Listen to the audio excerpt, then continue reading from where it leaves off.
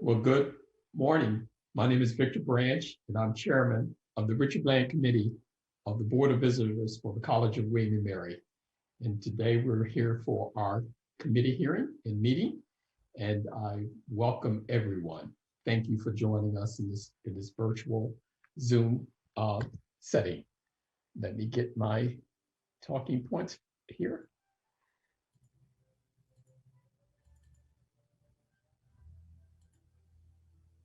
All right.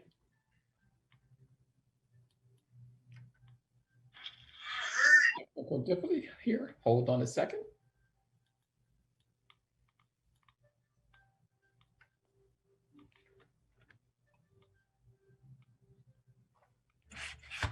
Hold on, Mr. Chairman. Mr. Fox, I've got a computer glitch here. I'm trying to eradicate.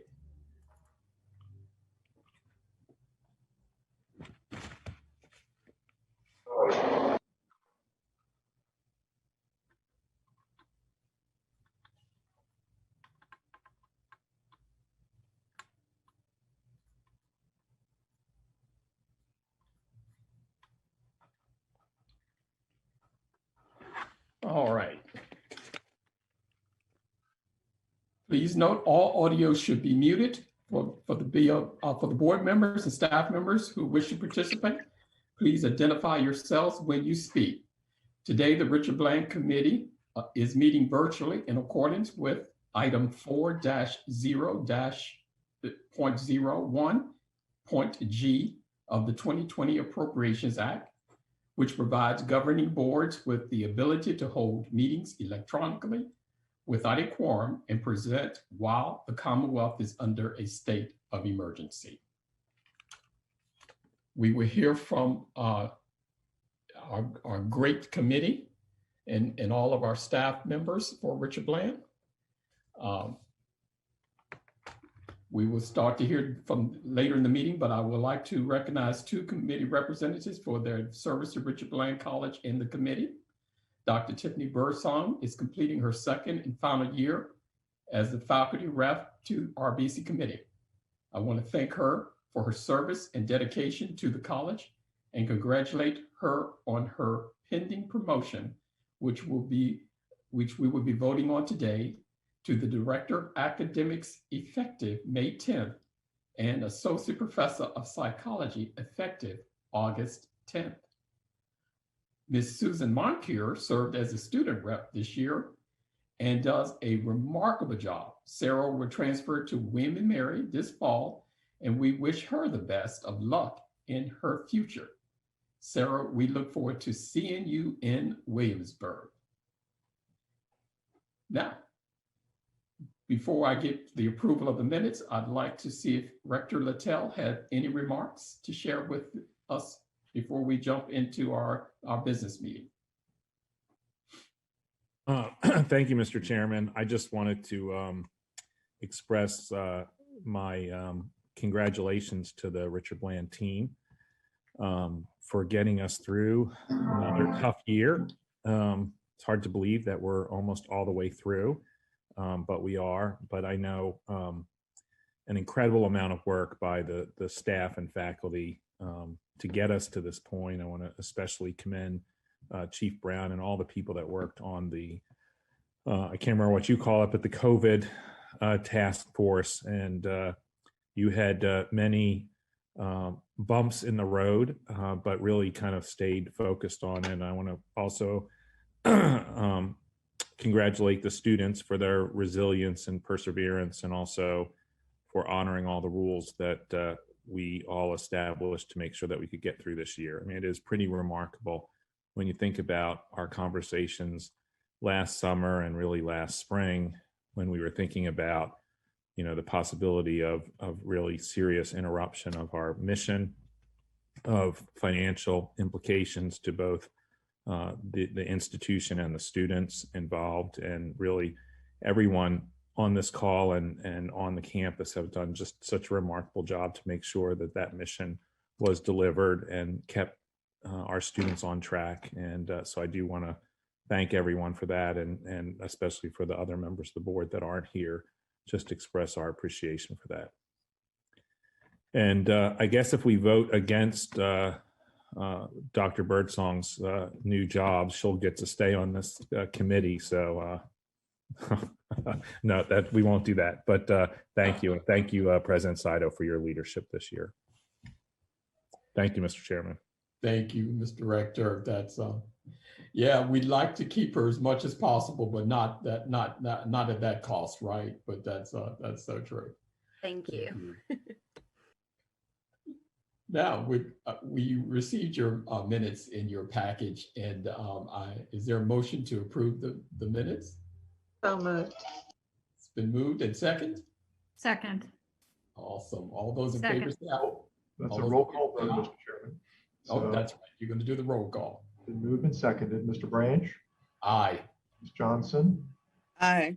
Ms. Hudson, Sorry, aye. Judge Poston, Aye. Mr. O'Day, Aye. Schultz, Aye. and Mr. Woolfolk. Aye. Mr. Chairman. Thank you, committee. And as the rector said, I too want to just echo his comments and thanks to the team, Dr. Sadow and her team, for such an extraordinary year. You've had so many challenges thrown at you. You continue to rise to the occasion and meet the challenges and exceed expectations.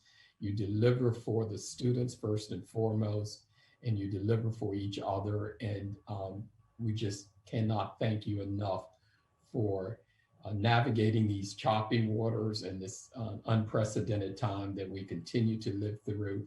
And just appreciate your strong, focused, dedicated leadership. And we applaud you and we salute you for that. And so we have a really packed agenda today with some exciting updates. We've got some students coming up that are going to speak. I'm so looking forward to hearing from everyone on the agenda. So I will step out of the way and let you all begin to give us your update. So Dr. Sadow, I turn it over to you. Thank you, Mr. Chairman, and Mr. Rector, thank you for your comments as well. Good morning, everyone. It's my pleasure to welcome board members, staff, students, faculty, and other RBC stakeholders who are joining us for today's RBC committee meeting. I too would like to begin by saluting and recognizing the RBC leadership team. It is thanks to their tremendous dedication and their diligence over the course of the year, the administration's 2020-2021 goals were achieved. A progress report that was included in your packet highlights progress toward achieving this year's priority goals. As you are all aware, safeguarding student and employee health, while at the same time fulfilling RBC's educational mission and demonstrating fiscal stewardship during the pandemic, was this year's top priority. In addition to effectively conducting day-to-day operations, the RBC team has risen to the challenge of managing through a pandemic, and while doing that, also tackling head-on the complex issues of racial justice and equity. I would just like to say on a personal note, I'm both humbled and honored to work alongside these fiercely compassionate and capable leaders, including our newest leader, Mr. Jesse Vaughn. Mr. Vaughn is RBC's new Chief Communications and Marketing Officer. He most recently served as Director of the Advanced Creative Services Group at Virginia State University. Mr. Vaughn previously served as Associate Director of Television Services for Northern Arizona University. And prior to that, he was president of Jesse Vaughn Productions in Los Angeles, California. Mr. Vaughn has been nominated for 62 Emmy Awards during his prestigious career, and we are extremely fortunate to have Mr. Vaughn join the RBC executive team.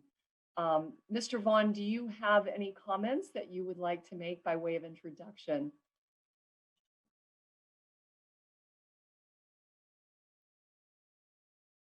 You're muted, Mr. Vaughn.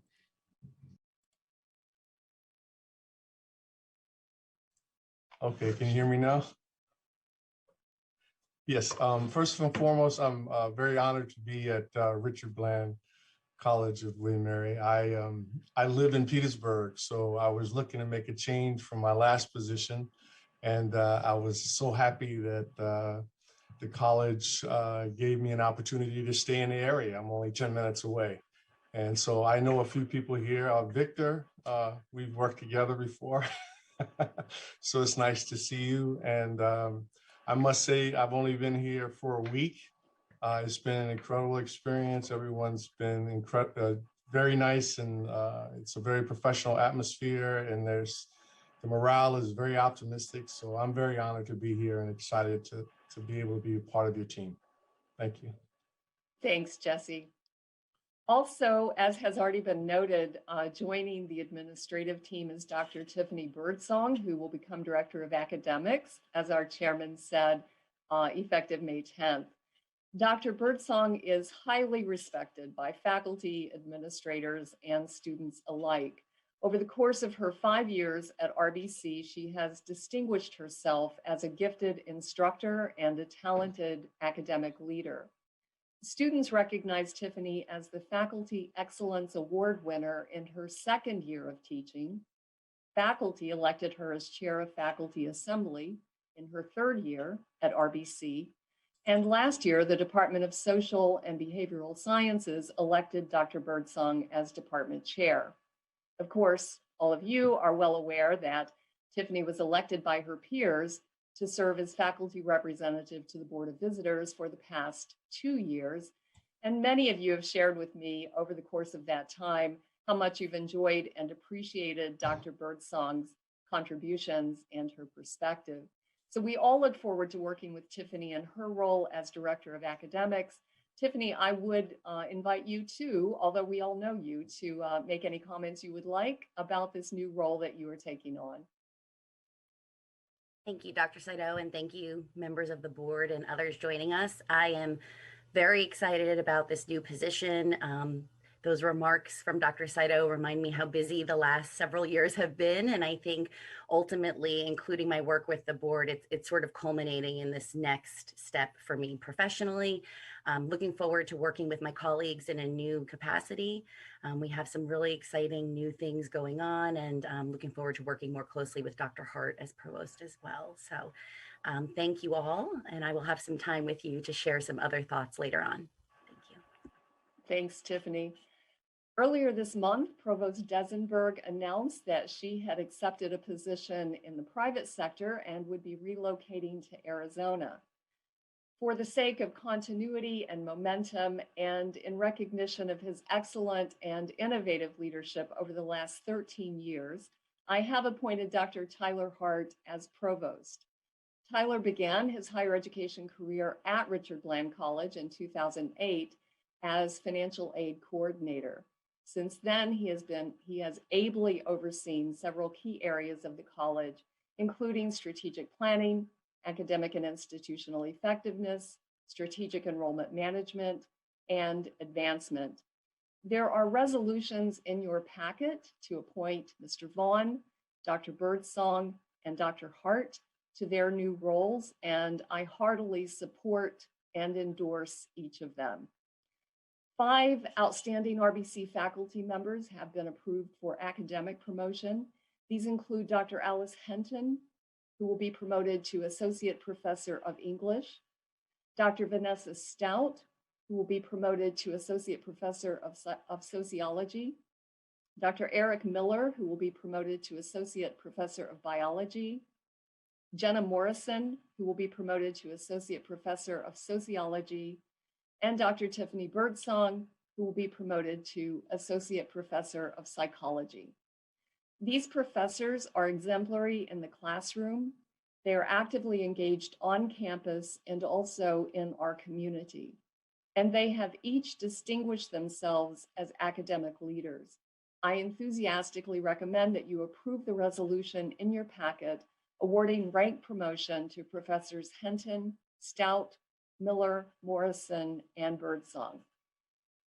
Additional resolutions include recognition and appreciation of Alice Jabbour, who will retire as a human resource specialist on July 1st. Ms. Jabbour has provided human resource guidance and support to faculty, staff, students, and student workers for 16 years. Alice's devoted service to the college is deeply appreciated, and this resolution is intended to recognize her outstanding contributions. I am also recommending approval of a resolution to bestow a name upon a long unnamed building on campus. Pecan Hall will become the official name of a former laundry facility that was converted into classrooms in 1965, early in the college's history. That building currently houses administrative offices and has been used for multiple college functions over the decades. At the February meeting of this committee, Mr. Konzalawa discussed RBC's wayfinding signage project. By naming and providing proper signage for this previously unnamed building that houses the admissions, financial aid, and cashier's offices, students, prospective students, and visitors will find it easier to reach their campus destination. I look forward to having that resolution approved and moving forward with the naming. Both the Racial Justice and Equity Task Force and the Statesman Safe and Secure Task Force will provide updates to the RBC committee this morning. As we near the end of this academic year, the work of both of these groups continues to proceed on schedule. To quote an excerpt from the spring progress report of the Racial Justice and Equity Task Force, which I did distribute to board members yesterday.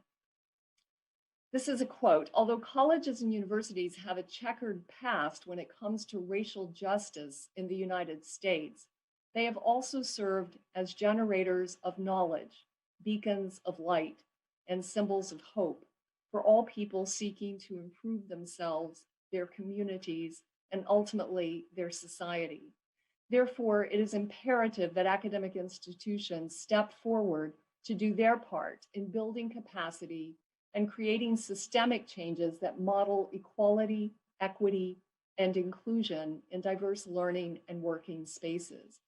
I once again commend task force leaders, Dr. Yvonne Watts-Martinez, Dr. Tom Addington, and Jeff Brown for their demonstrated commitment to elevating RBC and preserving its integrity by aligning institutional thinking and actions with our espoused values.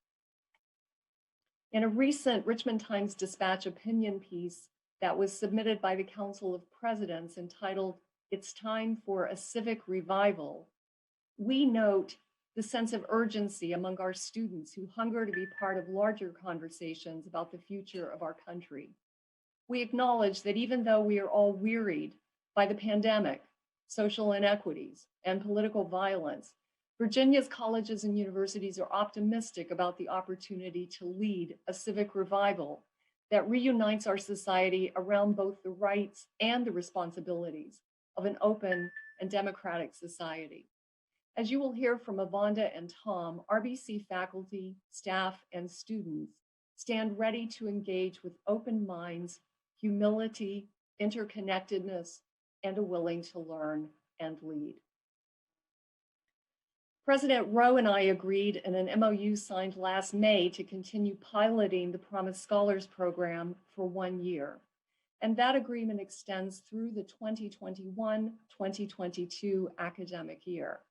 The full program review of Promise Scholars called for in the original 2017 MOU has been deferred to fall of 2021 after fuller data becomes available, including participation and graduation statistics for the first cohort of Promise Scholars.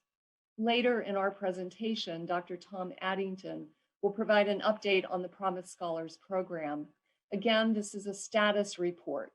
A full report will be conducted jointly by William and Mary and Richard Bland in the fall, and this body will be briefed once that report is released.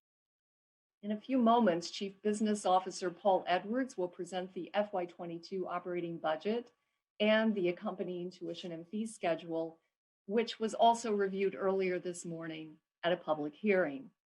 The FY22 budget reflects state general fund support appropriated for RBC based on final actions of the 2021 General Assembly. And it anticipates tuition and fee revenue based on 20,000 credit hours for the FY22 year. That projection is roughly level with the previous year's enrollment. And although mandatory fees would increase by 3% in this budget to partially offset direct costs, we are acutely aware of the financial challenges facing many RBC students and their families. Therefore, we are proposing that tuition remain the same as last year with no increase. Likewise, there will be no increase to room rates or dining rates for residential students. Every year, it is a challenge to build a budget that optimally applies limited funds to deliver a high-quality, affordable education to students in our Petersburg and the surrounding community, many of whom are first generation and Pell eligible. This year, that challenge was compounded by COVID. As you consider RBC's budget request for the coming year, please remember that our students have suffered disproportionately during the pandemic. This budget aligns with RBC's 2025 strategic goals, but it also contemplates a post-pandemic future. Although we are sincerely grateful for the federal and state financial support that has been provided to mitigate revenue losses due to COVID, our focus is squarely on rebuilding enrollment in FY22 and in the years thereafter. We've remained diligent in building a budget that supports academic excellence and an exceptional student experience as our core mission and as RBC's #1 priority. Finally, as has become a tradition at the April meeting, our faculty and student representatives will introduce you to members of the graduating class of 2021. As always, this will be our featured presentation. At this time, HR Director Cassandra Stanberry and Chief Business Officer Paul Edwards will present the compensation plan update. Cassandra and Paul. Good morning. Thank you, Dr. Saito. Lisa?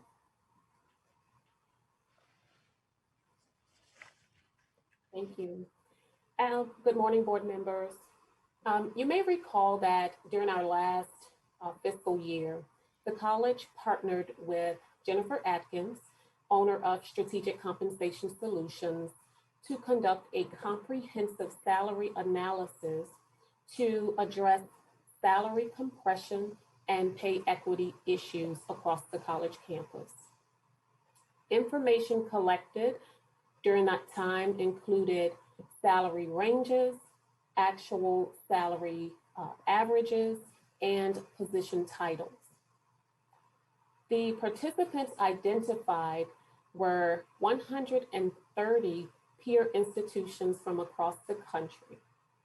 And of those 130 participants surveyed, we did receive a 94% success rate for those who participated. The peer qualities of those participants included the size of the school as well as the program offerings. Positions reviewed from the survey were inclusive of faculty teaching roles by rank, as well as non-faculty teaching roles. Lisa? Some of the content included, as a result of the RBC compensation analysis, a compensation policy was developed. The policy will serve as the framework for the sound compensation practices. A small team of RBC staff assembled to address the detailed contents of the new policy, keeping in mind the total compensation package. Paul? Thank you. No, not yet. Go back. Yeah, good morning, members of the board, students, faculty, staff, other guests. Wanted to take a few minutes to go through this with you with Cassandra. Next is philosophy. Thought it was very important that we share our underpinning philosophy as it related to this compensation plan, and there were four key points. One of the first one is this: to support the college's strategic plan and initiatives through a fiscally responsible compensation plan. The second philosophical point is this: to attract and hire a highly talented and diverse workforce through paying competitive market salaries. The third, to retain our high-performing workforce through annual reviews of the college's compensation plan to ensure internal salary alignment, as well as alignment with current market conditions. And the final philosophical point underpinning our plan: to motivate our high-performing workforce through a quality compensation plan that is founded on the ideals of equity and fairness. Thank you, Paul. As it relates to the policy is inclusive of faculty and AP hiring ranges, which is newly developed to ensure that we stay within, remain fair and compliant with our compensation practices. The new policy will also address promotions, reassignments, merit increases, and other salary supplements. As far as the procedures, new procedures will be communicated across campus, beginning with leaders and key faculty members. HR and finance will continue to monitor for compliance to ensure that the continued work remain in place as it relates to fair pay practices. And to follow up on that, we're going to review this plan annually. We're going to ensure that the salary structure is current and up to date and aligns with market. We're going to ensure that the other parts of the plan are following best practices. And so they're always current and up to date and make sense for what is best for Richard Bland College and for the faculty and staff. Next slide, please. So to conclude in this part, we're going to talk about the next steps. So after a couple of years, the study took a couple of years to complete. While we certainly agree with and we are adopting the recommendations of Jennifer Atkins, we needed to adjust those recommendations for inflation. That has been done so that those dollar figures are current. Those adjustments will be implemented, the salary adjustments will be implemented effective FY22 in the upcoming year. And we will send advance notice to any affected faculty and staff in writing so that they are aware of adjustments being made for them. And that concludes our talk on the compensation plan. Are there any questions?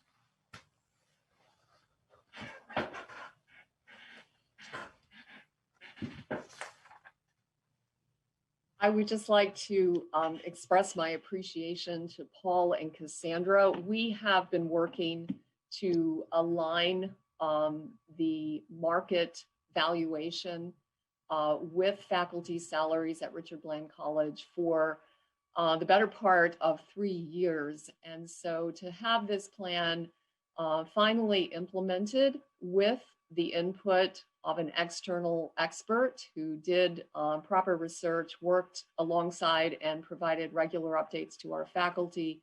This is a big win for the college, and Paul and Cassandra and others who helped to make this project come to completion. Thank you so much. Thank you, Dr. Sato. Mr. All right, Chairman, we're going to move. I'm sorry, Dr. Sato, I do have a question. Perhaps I missed it, but were there budget implications for the adjustments that are being made that have been taken into consideration in the proposed budget?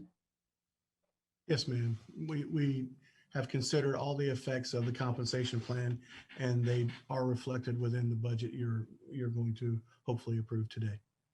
Do you have a general sense of the percentage increase across the board that these will represent? I didn't do that calculation specifically. I can get that back to you. Okay, I'd just be curious to know. Thank you. Yes, ma'am.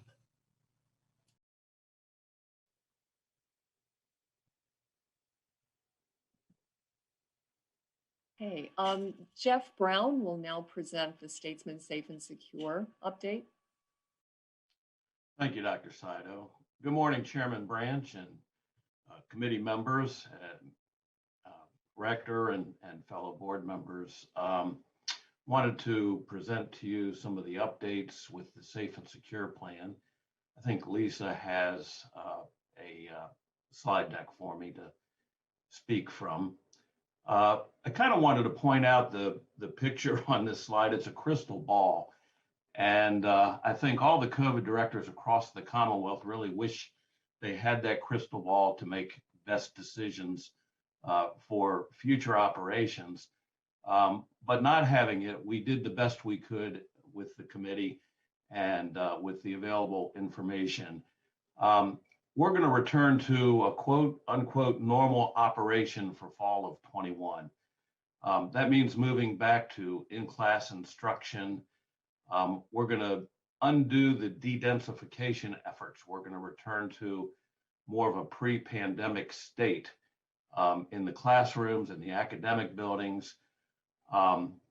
Things that were really missed, such as the clubs and intramural sports and activities, will be returning in the fall. We will, of course, continue to expand the RBC online portfolio. And then as guidelines related to COVID from CDC and VDH come out, they are, again, going to be ever changing. We will make sure that we follow and apply them to all situations for the fall. We're excited to bring back Statesman Athletics. The reinstatement of the athletic program will include allowing coaches to get out there and begin recruitment, training, and start to develop the athletic competition schedules. The men's athletic program this year will include basketball and soccer with the addition of baseball, which I know all of our community is excited to see. The women's athletic program will include volleyball, softball, and soccer. And those coaches, again, will be monitoring the CDC and VDH guidelines to make sure that the athletes are performing in the safest environment. We will pivot our residential program from more of a pandemic low density, all single room program to a program that will allow expanded housing. We will minimize isolation in quarantine areas, and the program will, of course, be monitoring and following all CDC and VDH guidelines to ensure safety in the halls. Over the summer, we will not have overnight summer or sports camps. They will be day camps, and they will be, of course, following all the guidelines. Our new student orientation will be a hybrid approach. We will have orientation programs, probably 4 sessions that will be virtual, but we will also have several in-person sessions, realizing the value of bringing students onto campus. In conclusion, I would like to just let you know that the spring semester was very successful thus far. We've only had 11 COVID cases, 6 with employees and 5 with students, of which only 2 were in the residential housing program. So we feel like we were very successful in following the Safe and Secure plan, and felt like it benefited our entire community. Dr. Saito, that's the end of my report. Are there any questions? I have a question, Dr. Saito. It's Lisa Roday. I guess we now need to call it re-densification.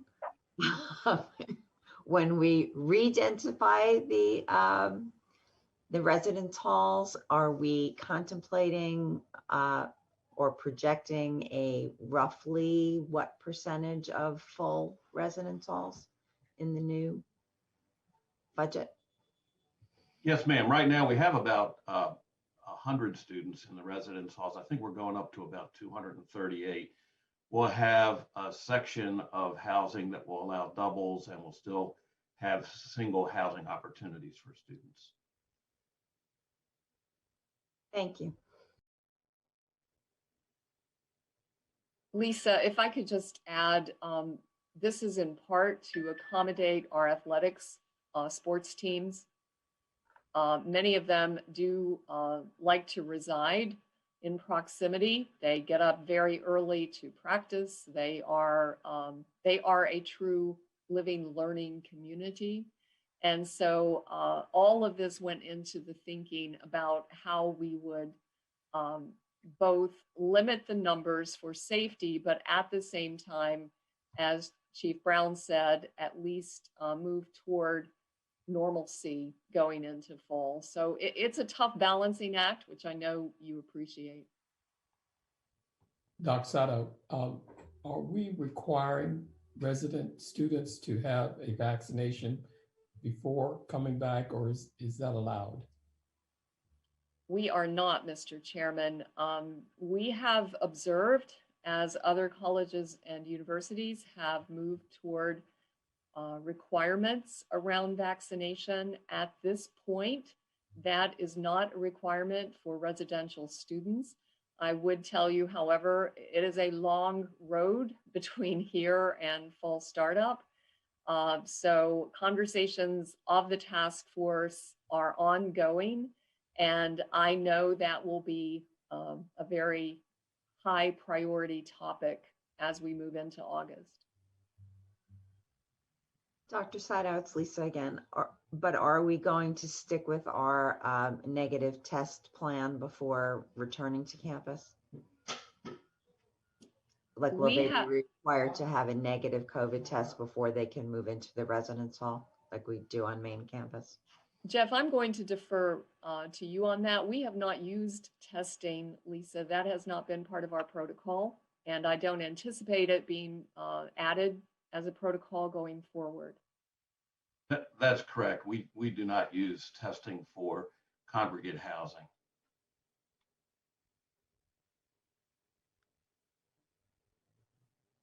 Any other questions or comments? Jeff, thank you. Thank you. Tom and Yvonne.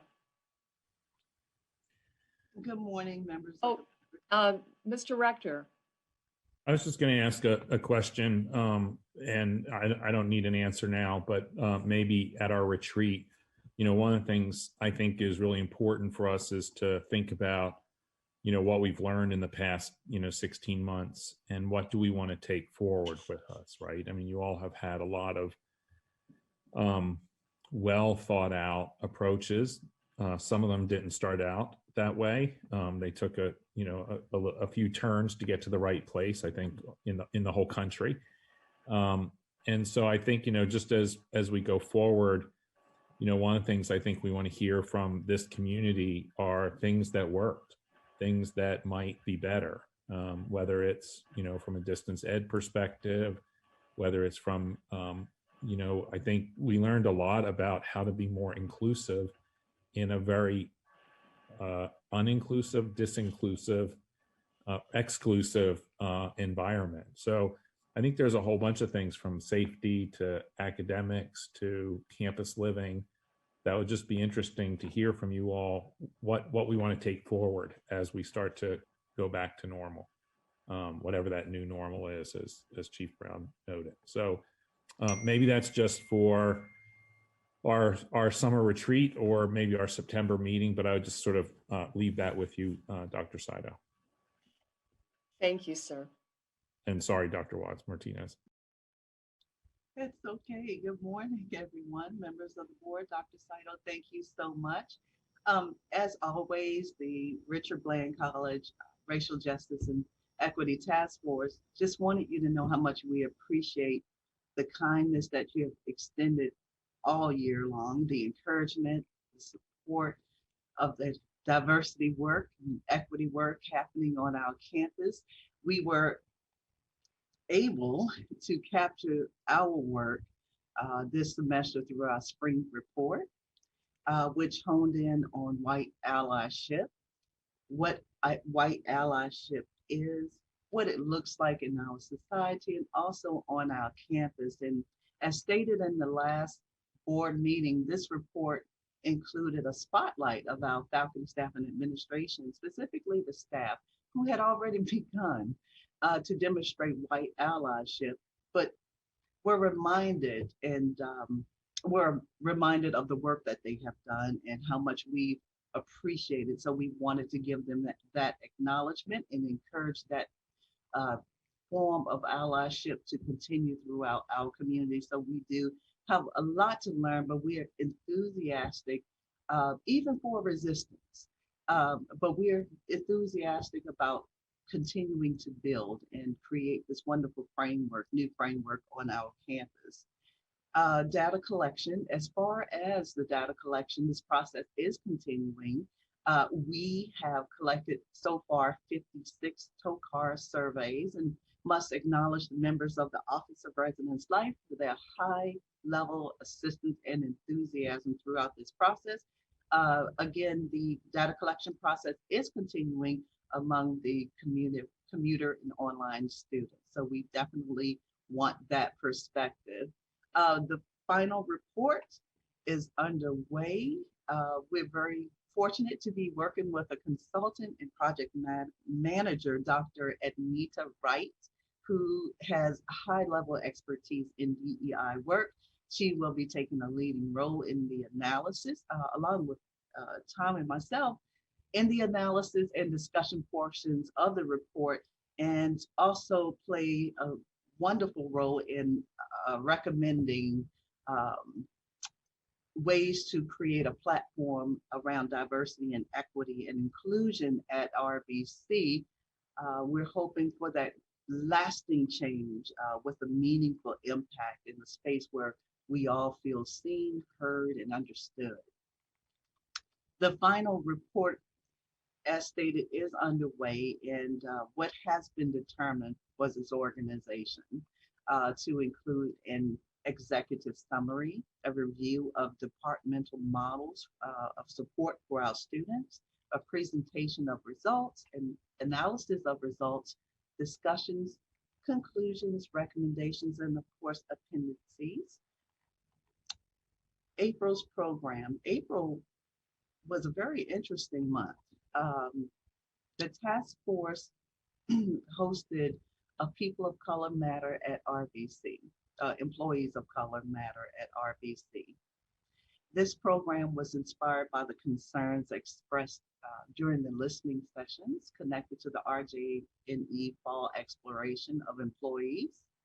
I have to thank Ms. Cassandra Stanbury, our Director of Human Resources. This could not have been as exceptional as it was without her amazing presentation, which clarified the current policies around discrimination, employee support. She debunked myths and ultimately eased some of the anxiety within the community of color and the RBC work culture. So we're very thankful. Last note here, just wanted to let everyone know that while Tom and I were programming and working with so many on campus, we also took a course at the University of South Florida. And this is a DEI course. And in May, we will complete our certification, May 19th. And so I almost forgot to say that, just wanted to inform you of that. And we have a student who's also taking that course. And that's it. And I think Tom is next. Yeah, I will take the last point. Good morning, members of the board. So at the beginning of the RJ&E task force process, we held listening sessions with both faculty and staff. Midway through the process, we revisited with faculty their thoughts about the incorporation, or maybe a stronger verb there, the centering of motions and pedagogically and at the level of the curriculum for equity and inclusion, and how do we celebrate diversity in the classroom through a multi-level survey.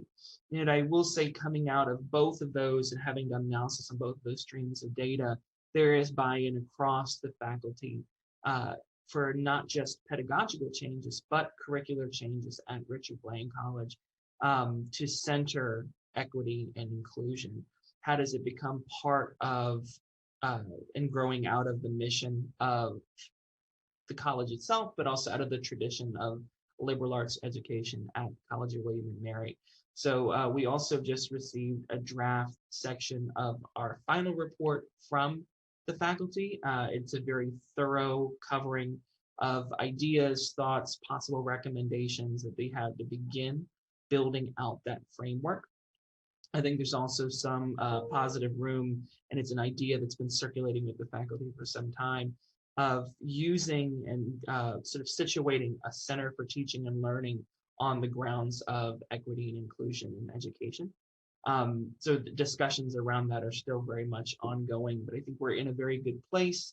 I think faculty want this, they want training on how to make these things a reality, and are willing to put in the work individually and at the committee level to see how we can build this out into major curriculum shifts.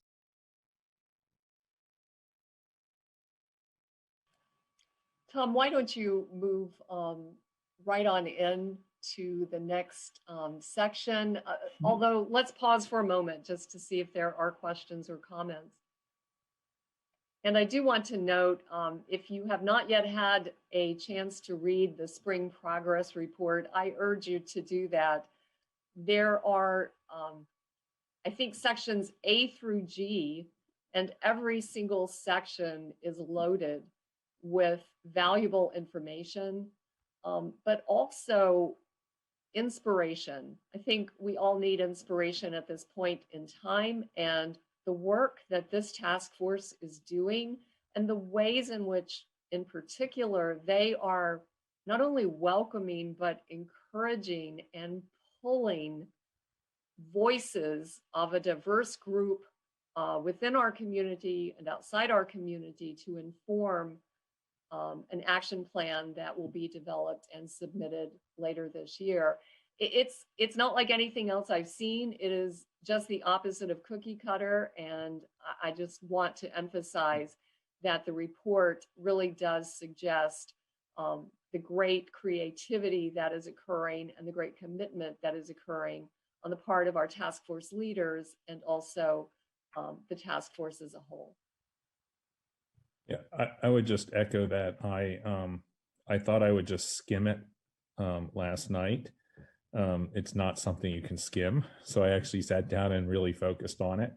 Like I thought I was going to get graded.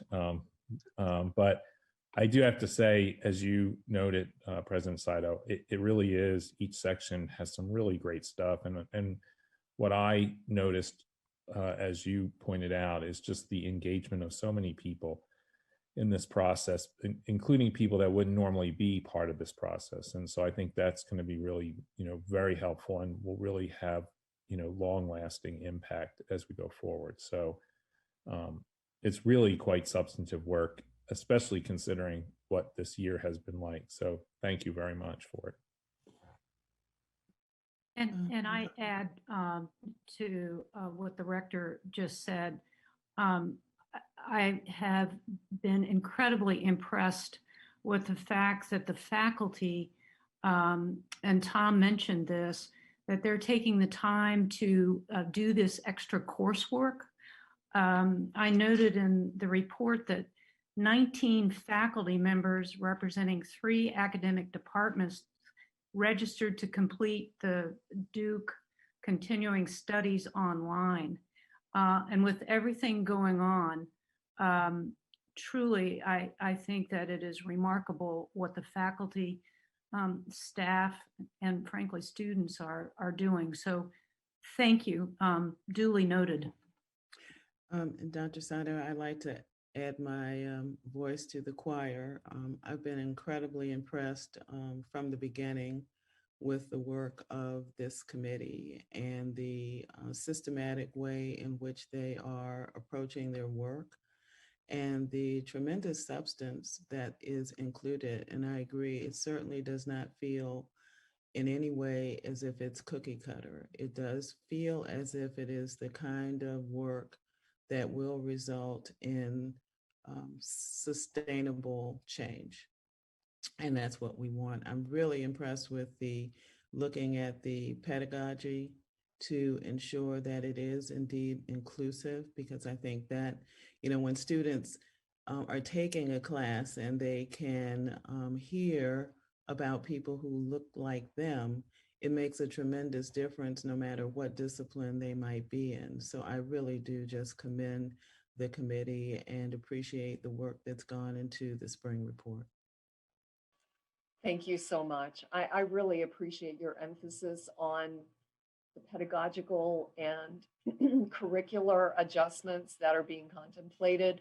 I do think that's the essence of the work to be done, to make sure that our students are not given sort of side options, right? Electives that are focusing on inclusivity and diversity, but rather we are looking at incorporation into our core curriculum. And to me, that really is fundamentally what will make a difference long-term.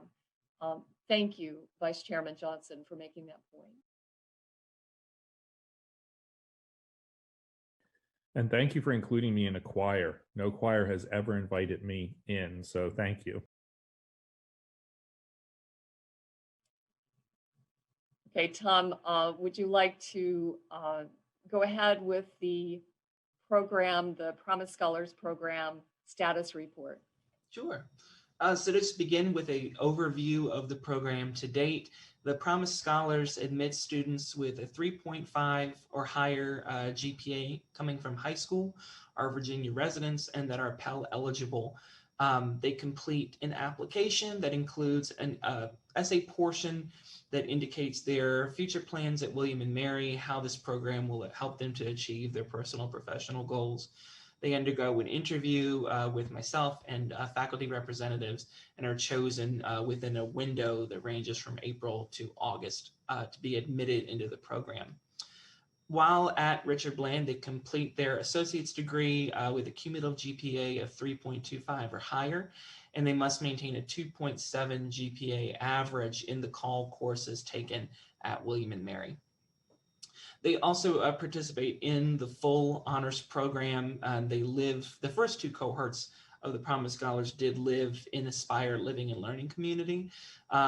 Because of COVID, we've exempted students from living together in those sort of close quarters to keep social distancing and their health in mind. But I will say that even with the pivot in COVID, we've maintained a fairly robust engagement around the honors program and Promise Scholars, holding events, having meetings, keeping that one-to-one connection. That's so important. You go to the next slide, please. So we've had 3 cohorts of Promise Scholars since fall 2018, and they're graduating classes at William & Mary 22, 23, and 24, respectively. The Promise, we sort of are easing transfer from RBC to William & Mary for Pell eligible high achieving students. And I think that's been the selling point and part of our recruitment efforts that I'll get to on the next slide. These Pell eligible students are also granted, granted waivers for the Common App. So we increased our number of applications and offers by offering some of these extra incentives. Now we can go to next slide. We have had a decrease in applications, and I think that's for a number of reasons, primarily being COVID. I think because of COVID, that also spins out a number of other reasons. Students are waiting longer and are being more cautious in their decisions, even to apply. And I think that's very much come out of conversations that I've been having and when my old co-coordinator been having with local guidance counselors as we've been recruiting for the program. And we have increased those recruitment efforts.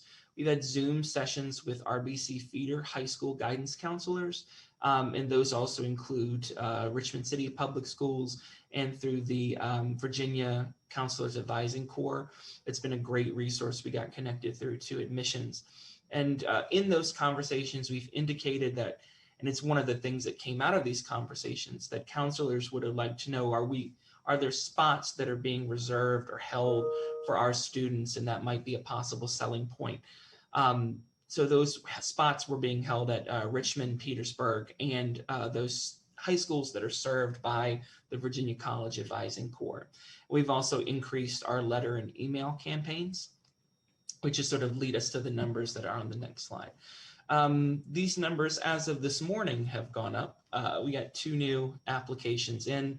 We have 10 applicants. We've interviewed 3 of those.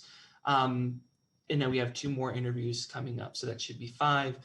We'll have an updated sort of firm number of acceptances on May 1st. And the next steps thinking through this process, we'd really like to take a look at those students from the non-accepted student pool at William & Mary. I think that firming up that relationship, or especially making students aware of our special relationship at that juncture, would be a great boon for the program. We're going to continue recruiting throughout the summer and looking ahead toward the program review in fall of 2021.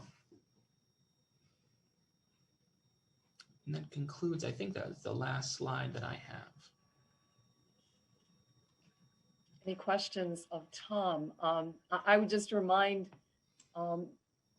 those of you who may not have thought about the Promise Scholars Program in a while, that this program has been tremendously valuable to a number of students who otherwise certainly would not have had the opportunity to attend William & Mary, may not have attended college at all. So the program certainly did not benefit from this break we've had imposed by COVID. But we believe that, again, silver lining is what we do at Richard Bland College, always trying to find the upside. We believe that it has given us an opportunity to rethink our marketing efforts. It has given us an opportunity to rethink the program. And so as we move into this fall analysis, I do believe that the pause is going to, in the end, be valuable for determining how this program might be improved going forward. How about the call classes for going forward? How did that work out during COVID? So I actually just got a midterm update from the current call professor. She said all the students have high A's in the course. They're doing very well. They're some of the key participants in the classes, and all the students have rave reviews.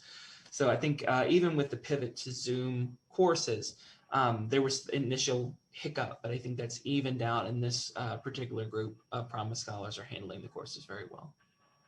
And how do you, thank you, how do you sort of in your marketing materials, how do you sort of estimate the cost to the students for this program? We always promote that RBC covers 80% of direct costs, while William & Mary covers 100% of direct costs. So the student will graduate from the College of William & Mary through Richard Bland College with little to no debt. Okay, that includes housing? Yes, sir. Okay. And Rector Littell, we do have a new Chief Marketing Communications Officer, and we're eager to get his thoughts about marketing this program as well. When I talk about this program with legislators, when I talk about this program with community leaders, they always are just blown away that it even exists. But it has been difficult to get the message out more broadly to the market that we are targeting. So I do look forward to Jesse Vaughn's input about how we can more broadly and more in a more targeted way market this program. Absolutely. You can win an Emmy on that one. I can add, would you like for me to say a little something? I mean, sure.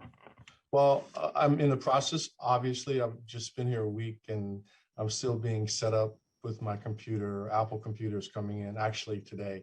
But I'm evaluating, you know, the processes that have been used in the past, and new processes are going to be used in the future. But we're really excited with our team here. We've already met with admissions. We're meeting with the academic side later today just to begin to put together a plan that we feel confident will work to help elevate both the image of the college, and at the same time, our number one priority focus will be enrollment. And so I look forward to being able to present a solid plan to you so that you can see how we're going to move forward. Dr. Saito, it's Lisa. I'm wondering, have you done a debrief conversation with current students about how they heard about the program, knew to apply for it in the first instance, so that we can replicate that success? Lisa, to my knowledge, that has not occurred, but that type of focus group would be, yeah, I see Tom Addington making a note, and Jesse, I'm sure that's on your radar as well. Such wonderful stories, and this board has heard those stories. You've heard from a number of Promise Scholars over the last few years, and you know how compelling and powerful their stories are. So great idea. We will absolutely move forward with that type of focus group. Yeah, I was sitting here thinking about that November board meeting we had a few years ago, where we heard the students give us an insight into what their experience has been at Richard Bland and where they came from. And there wasn't a dry eye in the room, and it just reminded us why we are doing this work. You as staff and administrators and faculty, and us as board members, because the two words that just came to mind for me with each of those students to the person was game changing. How game changing that Promise Scholars has been for their lives in the trajectory that they are on now to come into a sustainable, successful life. It just blows me away. So it's sort of ironic that we haven't been able to tell that story more broadly, or we have to figure out a way to tell that story better. And Justin, no pressure, but we're looking for that Emmy producing marketing piece that will highlight this program, because it is game changing and it is phenomenal, and it's one of my favorite things that I connect to for all the work that we do with both institutions. Thank you. We'll keep that in mind. Thank you. Thank you, Mr. Chairman. Any other questions or comments? Tom, great presentation. Thanks so much for giving this update. Okay, we will move on. Again, we have the primary action that we request of the board at the April meeting is to approve RBC's budget and tuition and fee schedule for the year ahead. And at this time, Paul Edwards will present the FY22 budget for your consideration. Thank you, Dr. Saito. Hello again, everyone. So I'm going to spend the next few minutes talking to you about the budget. Before I did that, though, I wanted to say I sincerely and extremely appreciative of Dr. Watts-Martinez, Dr. Addington, and the entire Racial Justice and Equity Committee for all the work they're doing. I'm also appreciative that Dr. Watts-Martinez mentioned the USF certificate. As an alum of USF, I think it's a great program. I'm actually also in that program, so I'm hoping that there are many others that are also able to take advantage of that program. I think it's a really good one. So, Lisa, if you could bring up the slides. I was hoping the rector could be on, but I'm sure somebody will let him know about my first slide here. So as you see, I'm going to give you a quick audit update before we get into budget. And when these slides were submitted, we hadn't actually received final word, but I am very pleased to say that as of last Wednesday, we received final word from the APA that we are in the final phases. RBC is essentially done with their piece of the audit, and we will receive 0 management points, 0 audit findings. So wanted to share that with the committee. Very pleased about that. It's an entire team effort. And as I said that, I realize now, as I'm assuming responsibility of HR and IT, I'm probably going to have to in the future be more specific about the teams that I'm talking about. But at this point, I am talking about the entire team, anybody that has anything to do with audit, which would include IT, finance, HR, financial aid.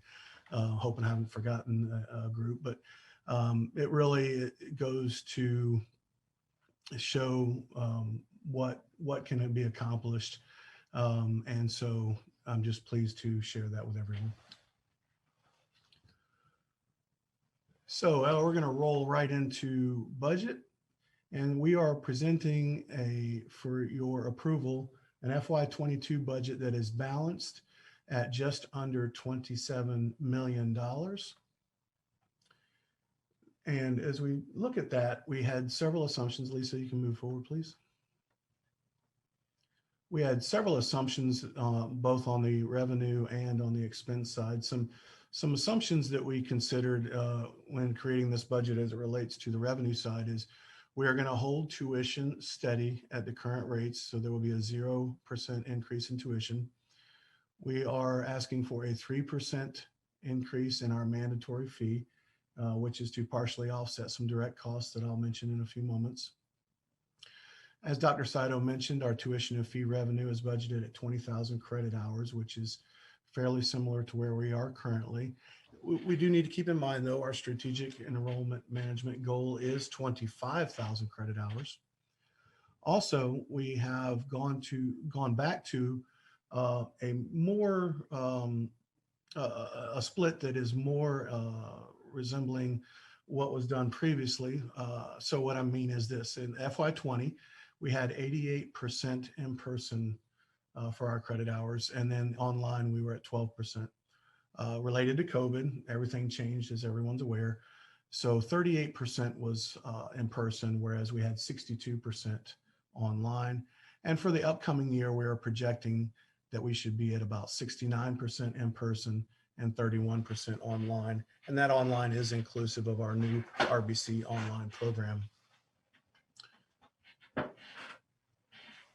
So a couple more budget assumptions on the revenue side. Our auxiliary revenue is budgeted at 251 students in housing, and we have a 0% housing and dining increase. We are not going to raise those rates this year. Wanted to share a little information with you about our costs as it relates to four-year publics in Virginia, and then what Pell does for our students. So as you can see in the center there, $13,000 is the average tuition and fee totals for our four-year colleges and universities in Virginia. Whereas at Richard Bland College, we're just below that. You can see we're at $8,160. So what that means is for a fully Pell eligible student, which in FY22 full Pell will be $6,495. So for a fully Pell eligible student, their out-of-pocket cost would be $1,665. So very, very affordable for our students. That's what we're trying to maintain, is affordability for our students.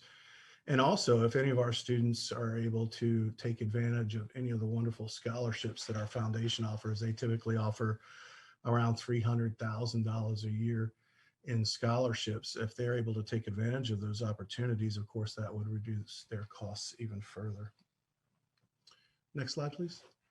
So here's a line by line for our budgeted revenues for FY22. You can see the tuition, the fees, auxiliary appropriations, as well as other revenue, for a total of just under the 27 million, as I had mentioned. Next slide.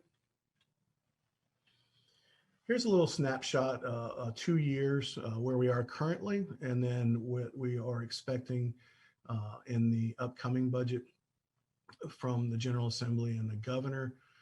As it relates to Commerce Hall, compliance and financial aid, those items either were not in the FY21 budget or were removed.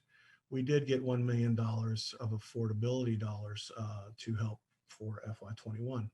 In FY22, you can see we are going to get some support for Commerce Hall. That is related to transitioning that building to E&G purposes.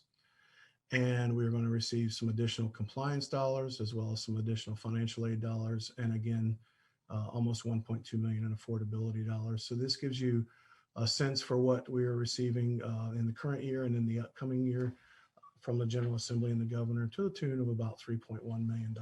We're very appreciative of that. Next slide. So as it related to some budget assumptions and as it relates to our expenses, we had to consider that we have 145 FTEs, which is full-time equivalent for our employees. We had to consider the effects of the compensation plan.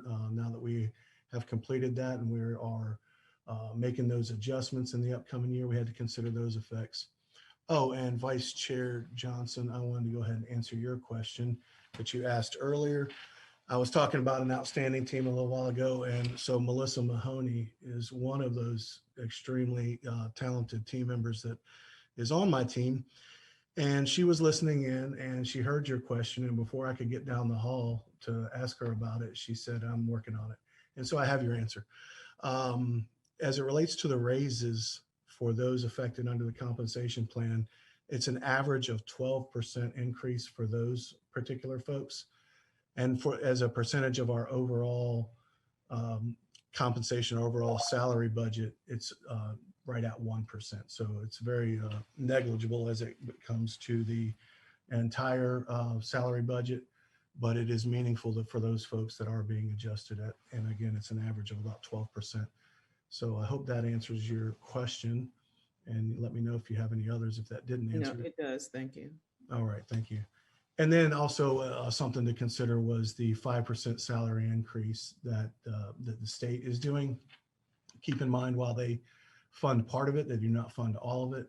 And this is the reason for our increase in the mandatory fee, is this is to help partially cover those costs. Next slide, Lisa. And here's a line by line of our budgeted expenses that we are asking for you to approve. And again, these totals to just under $27 million. Next slide, Lisa. And some concluding thoughts around operational efficiency. We're very mindful of the fact that we have resources that are not unlimited.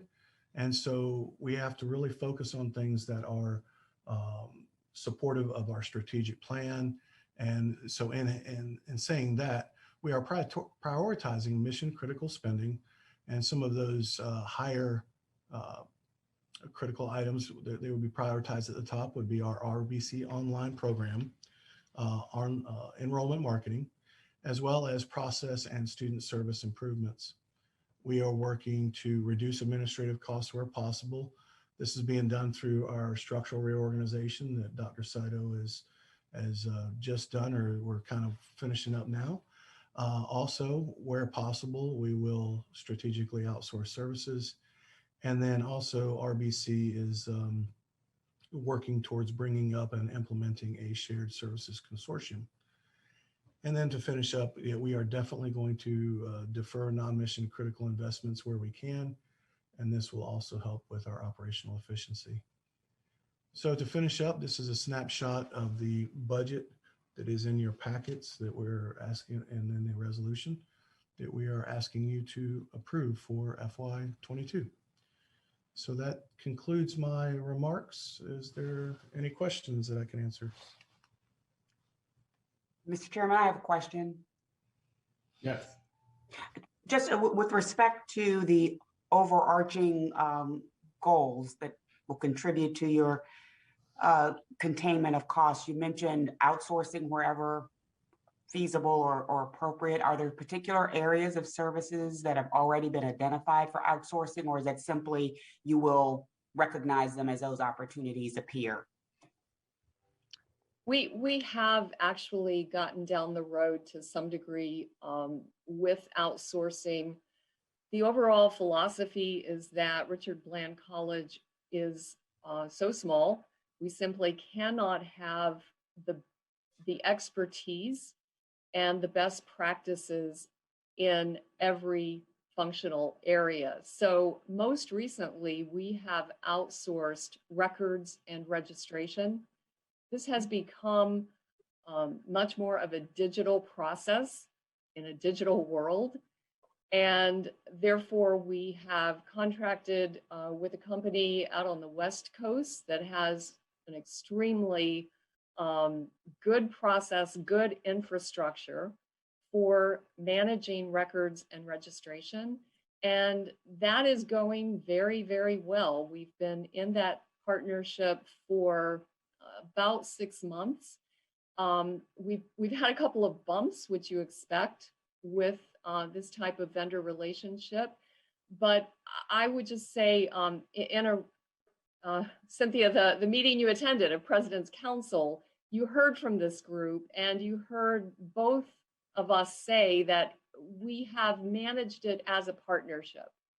And that's really the way we're approaching all of these vendor relationships. We don't just want a vendor, we want a partner. And that's working out well for us in that vendor relationship and in others that we've established as well. And Great I take question.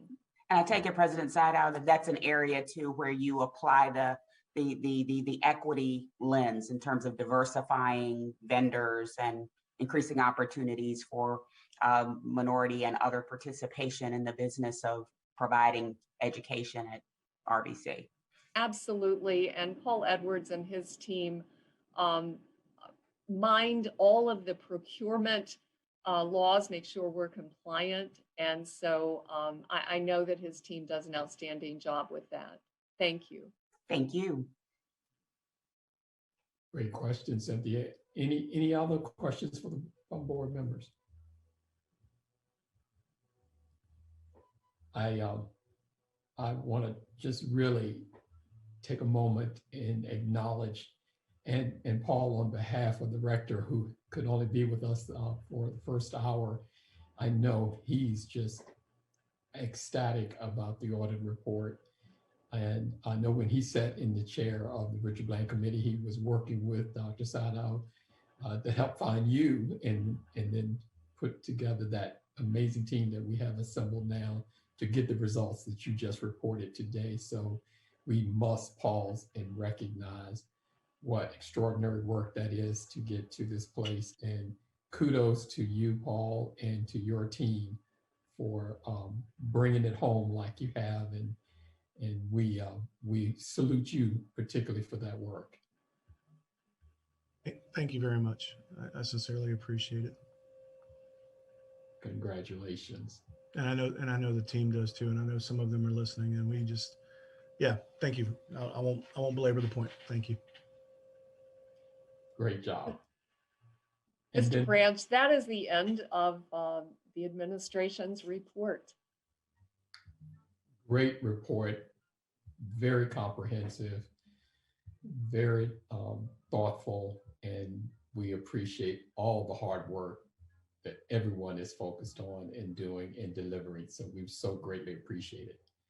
Now, why don't we pivot to get some updates from our faculty and representative, Dr. Birdsong, and then that'll be followed by our student presentation led by Sarah Moncure. So Dr. Birdsong, you're up.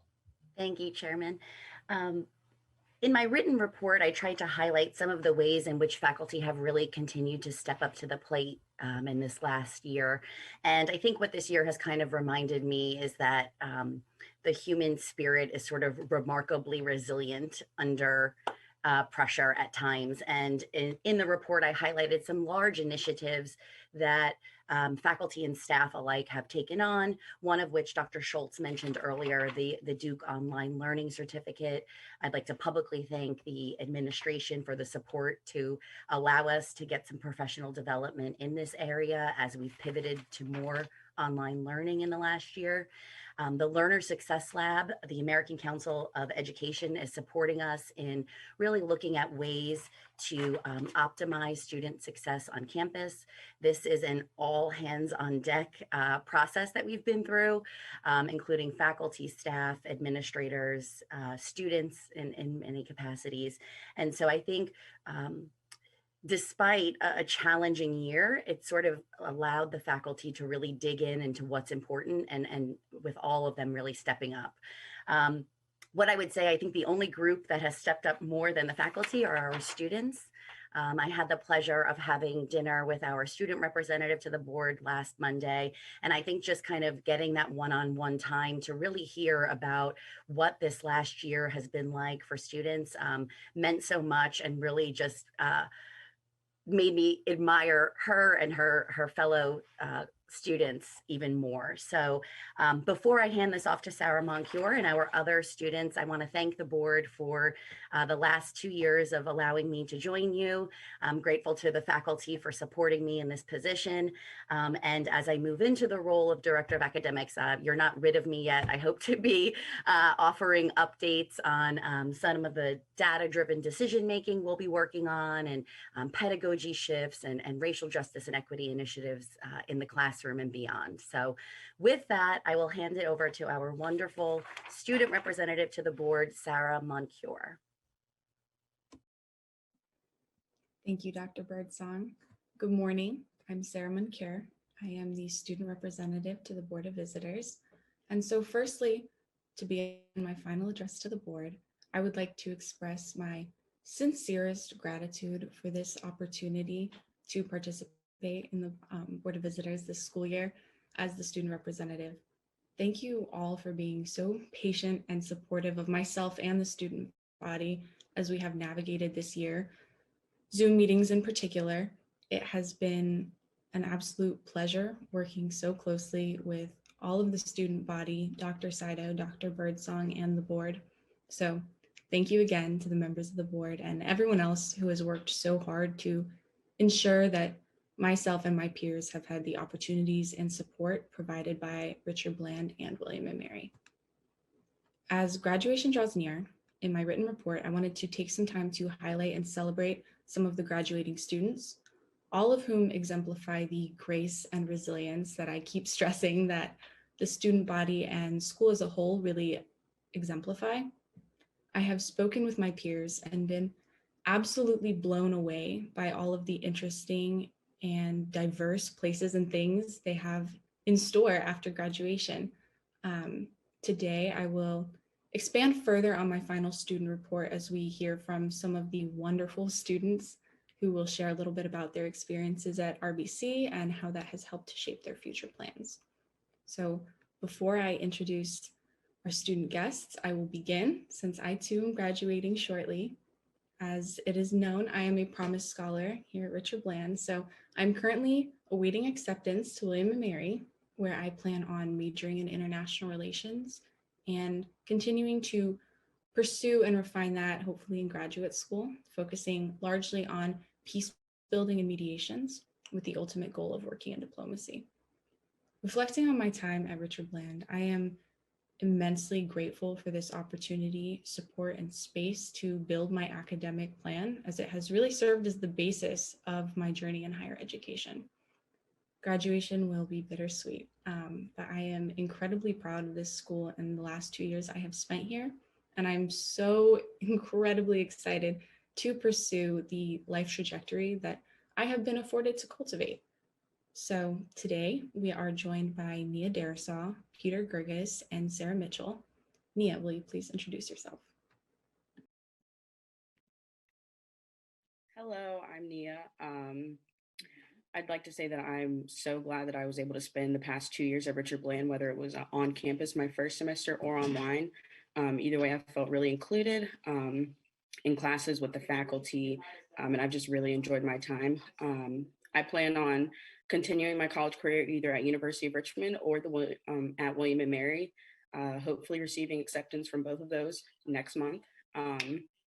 And one of the most meaningful experiences that I've had so far at Richard Bland has been really recent. I was able to take on a digital marketing internship this past summer, and I was able to take a class with Dr. Birdsong this semester for credits. And the time that I spend with Dr. Birdsong each week has been so meaningful. She's very welcoming, very comforting, and she's taught me really how to apply myself in the real world and with my education. So I really appreciate Dr. Birdsong for that. It's really helped me grow as a person. And thank you for everything for the faculty of Richard Bland and all of that. I'm really excited to take this along with me throughout my life. So thank you. Thank you, Nia. Peter, would you like to introduce yourself? Yes, my name is Peter Gerges. I am very sorry for the fact that my computer decided to act up today and the camera is not working. Currently, I am a Promise Scholar here in Richard Bland, waiting acceptance into William & Mary and or Cornell, hopefully very soon. Richard Bland really has given me the opportunity to look at my career path in general. I really didn't know what I was going to major in or what I wanted to be before Richard Bland. However, I am now pursuing a degree in law and business, hopefully getting a master's degree in both, where I will later on be an attorney and then a judge.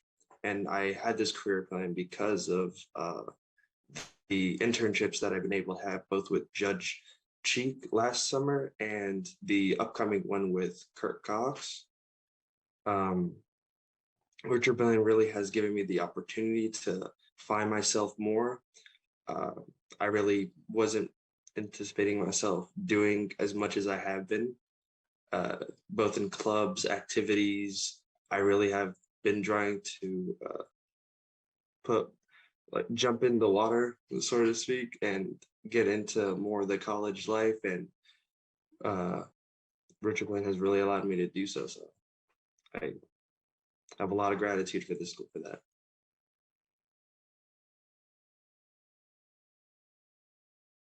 Thank you, Peter. Sarah?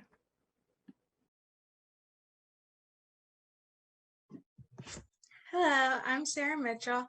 I'm graduating this semester and I plan on transferring to VCU to pursue dental hygiene.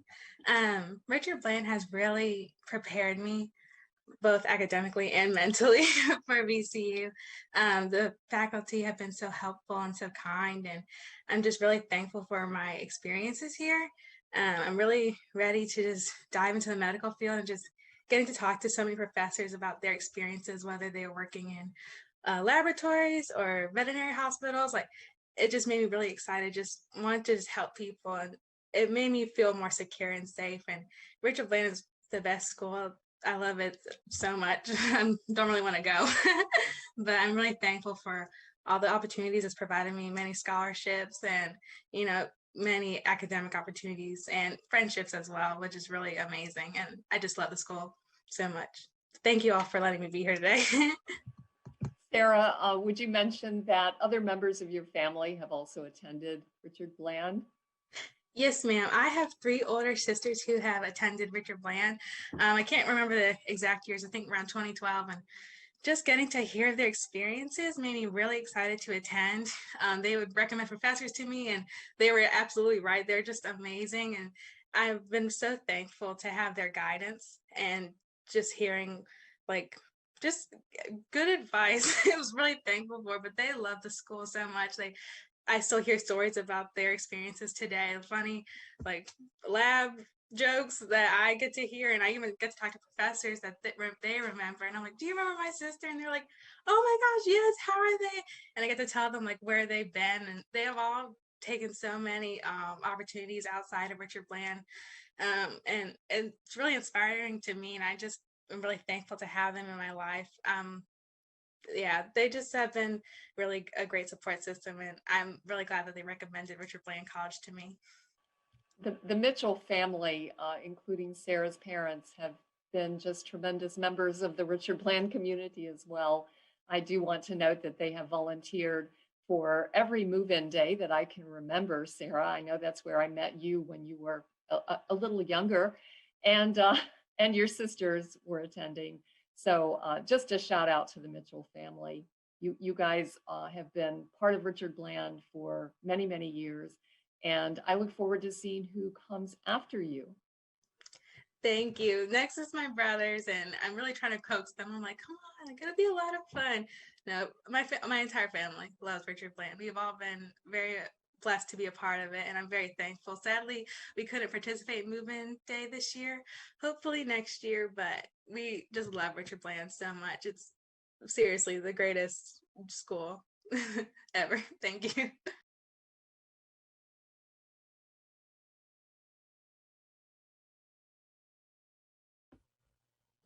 Well, thank you to our students for sharing some of their experiences. Nia had some kind words to share about me, and I'm going to return the favor because she's very modest. In addition to doing an internship for credit, Nia works 2 part-time jobs.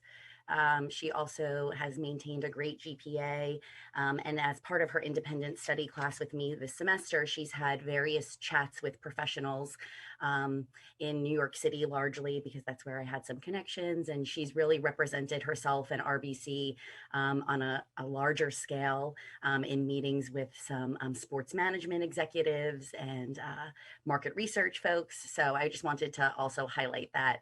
I think she's a wonderful example of the kind of students that come to RBC. She was not 100% sure where she wanted to go to college, and the last 2 years she's really grown quite a bit. So kudos to all of our graduates, and a little bragging on Nia, who I've gotten to know better this semester. Are there questions for our graduates from the board?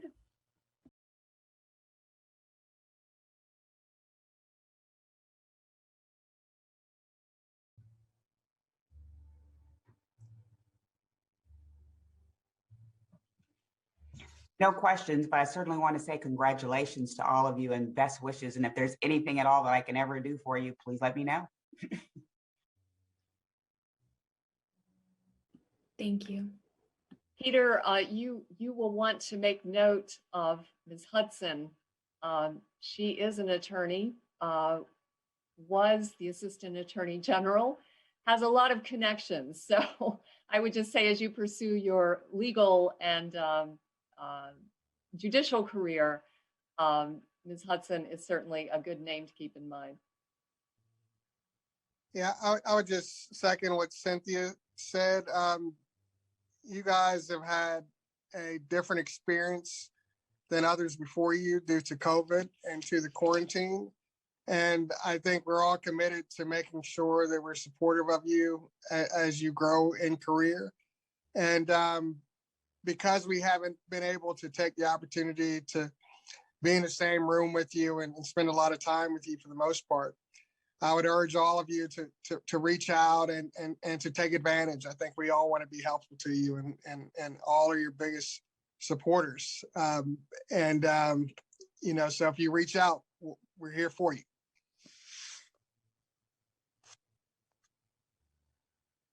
Well said, Brian. Absolutely. Any other board members have questions or comments?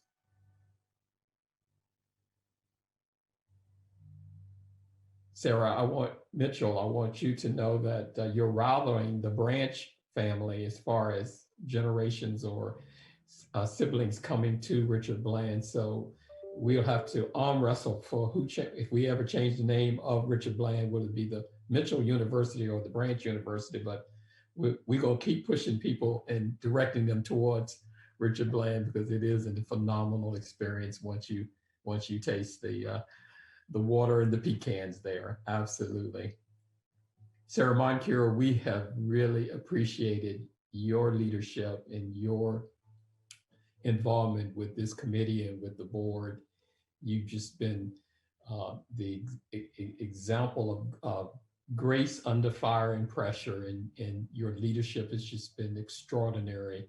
And we appreciate everything that you have done over the last couple of years. And to Brian and all the other board members' point, you all have an experience unlike any of us who have gone through any university or college or higher ed experience in our lives, that you will always be able to tell your children and grandchildren in the future that you were the COVID generation and how resilient you all have been, and just nimble and flexible and overcoming setbacks and challenges and doing it in style, and have taught us adults how to lead from the front. You students have just been extraordinary, and we thank you for your fortitude, your resiliency, and your determination. And you really have been tested under fire, and you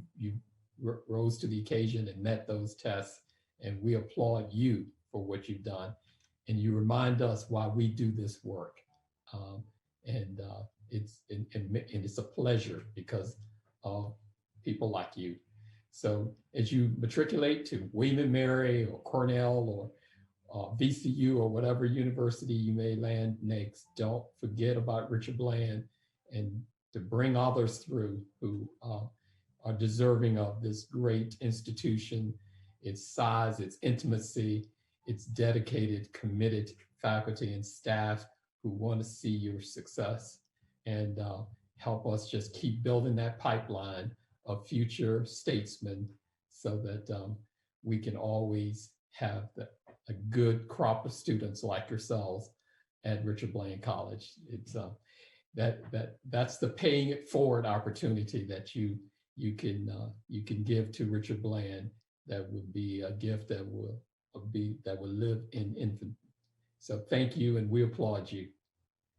Dr. Birdsong, anything else? That will conclude our reports. Thank you. What a great way to wrap up our reports. Sarah, that wraps you all up? Yes, thank you. Absolutely, fantastic.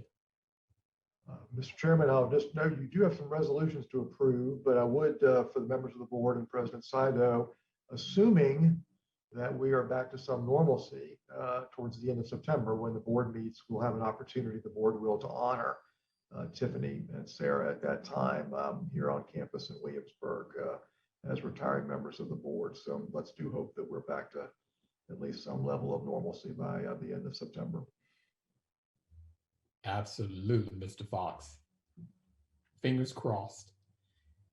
Yes, we do have some action items, and we have 7 resolutions we need to vote on.